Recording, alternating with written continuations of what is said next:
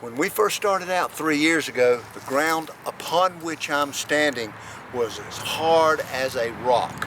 I promise you, I mean, we couldn't get a probe in there. Now look at here, I can go all the way down like that. When I first came, I couldn't get more than 3 inches of this in here. Let me just step right over here to the side, and I'm going to show you what I'm talking about. This is right outside the critical root zone. Okay, that's it. I'm not faking it. That's all my weight right there. See the needle going into the red? All right, that is too much compaction. And look here. See that? As opposed to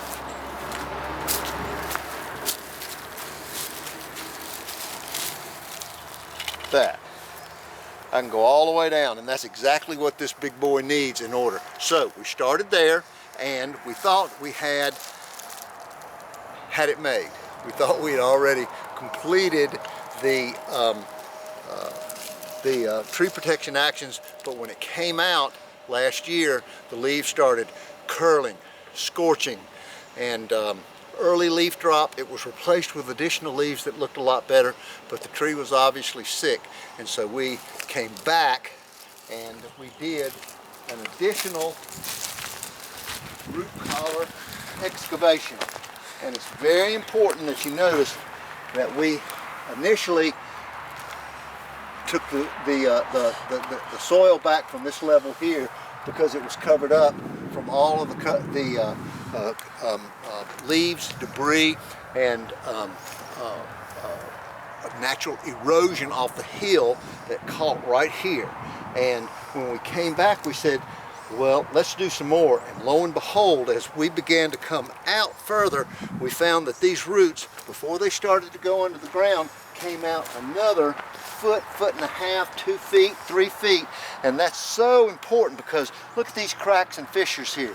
That comes from, and I can take you to just about every root here, and you'll see them. And had I left this alone and not done anything with it, those cracks and fissures would have become infected. Root rot would have then begun in some form. There's 3 or 4 forms of that rot that can take place that will go up into the tree and kill it. We feel like we've arrested it. We hope we have. What we did is an additional root collar excavation, $450. This is a big tree. It was just for the root collar. We did $450. We did another $750 of biostimulant application. We did another $250 of earthworm castings and NutriSmart biofood. It's a organic plant food. Then we took injection capsules and we put in a special direct IV infusion directly into these little holes here that you can see. You barely make them out here, but they're here. And there's little worm, you see the evidence of little white worms around here. They all look like they're dead. So they're obviously chewing on something that is not doing any good. This is the season for ambrosia beetles, and I can see, look here. Here's a good, look at all these. They're all dead. Every one of them are dead. And so the residual effect, we, as a part of our biostimulation and as a part of the inoculation of this tree, we put in merit, which has a 2 to 3 year period, and anything that eats on this tree, God help them, they're probably going to get sick and die. So we've now completed all of the tree protection actions that we've got in our book, except for the canopy, which is the next thing to go. And so there you got aeration, decompaction, root collar excavation, topsoil application, biostimulation, the inoculation, and then pruning. And we've made the place and its space secure for this tree so that when the water comes off the hill, it soaks it up. We hope we've saved the tree. Let's look at one of the buds. This is what you can look for. I'll take just a couple more minutes. I'm going to get my good old extendable pruner pole here. I'm going to pull this limb down.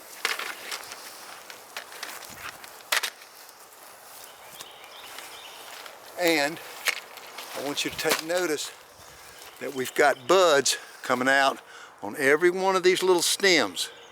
And that's another important point.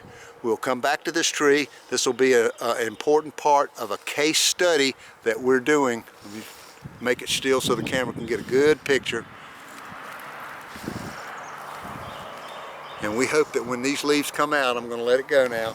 When these leaves come out, we hope that the tree is vibrant, it's beautiful. The watch outs that the customer has is a checklist. You'll get it in a downloaded PDF where all you have to do is check the box. How do the leaves look? Shape, color, size, time of the year. How does it compare? Cracks in the bark. There was a bleeding spot. I want you to look for it. There's several. Here's some volunteer saplings that we cut out from the root collar, and there's still one or two of them yet to be made. They're right over here.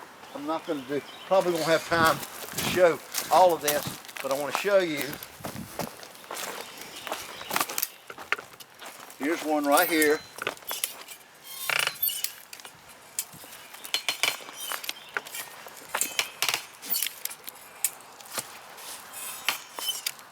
Boy, this is a tough one.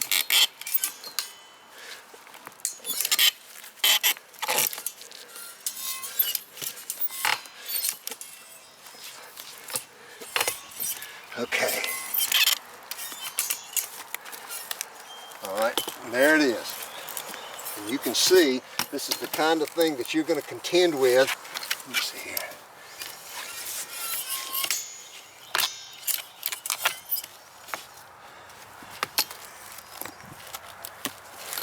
There we go.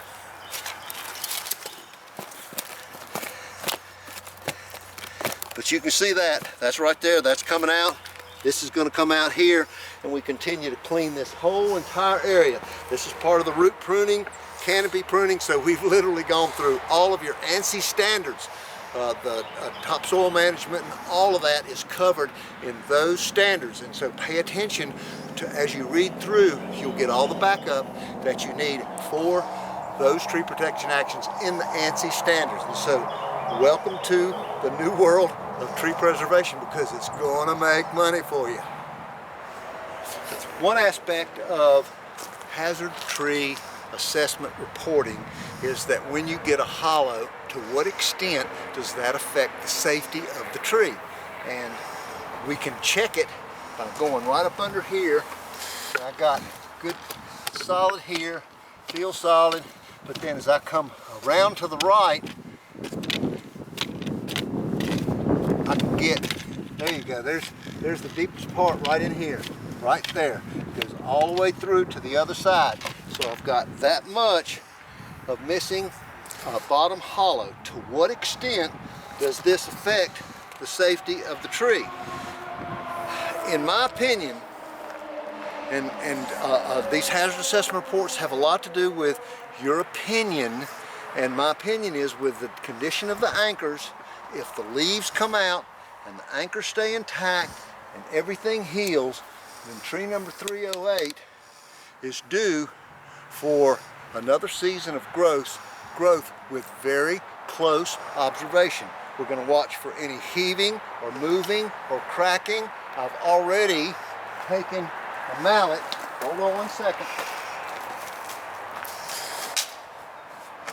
I've already taken a sounding mallet. This is one of your tools that you're going to use a lot. You can hear that? Hear that? Hear that? That's solid. Hear this? It's not. That's hollow. Hollow, hollow, solid, solid. So it looks like I've got a hollow under the tree about 3 feet that extends up to here and probably does not, at least as far as we can tell, affect any of the anchors except the ones on the other side, which we did some cutting on. There was one right here that came loose. All that solid. Some of this could come out of here, but We think that the tree is healing itself and blocking off these rotten spots. This right here is hollow, hollow, hollow. And so what we're hoping is that on the bottom side, you see this line of live tissue through here. We've got another line of live tissue through here, and this is all good stuff here. We're hoping that there's rooting on the bottom side. We've got solid roots here, solid, solid, and then we cut this one because it's not any good and it was harboring insects. Once we cleared up the root collar, everything began to heal up pretty good. We've got one sinus that drains right here. From this point down, you can see the stains. You look for the stains on the trees and know that there's some drainage once the sap comes up in the tree. It's interesting that you see all of these little white worms on the tree, and they are all dead. They are all dead as a hammer.